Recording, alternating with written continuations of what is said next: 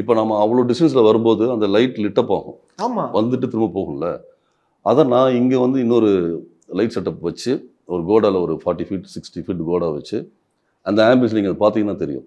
அங்கே வச்சுட்டு இருக்கும்போது அந்த பேக்ரவுண்டில் அது வந்துட்டு அப்படி போகும். ஆமாம், ஆமாம். ஸோ அதையும் சிங்க் பண்ணுவோம். ஓகே. அப்போ தான் அதோடைய நீங்கள் அந்த லைவ் உங்களுக்குள்ள கனெக்ட் ஆகும். ஒரு ப்ராப்பர் டைமிங்காக இருந்தால் தான் சார் ஒர்க் ஆகும். இது எல்லாமே டைமிங்கில் ஒர்க் பண்ணோம்.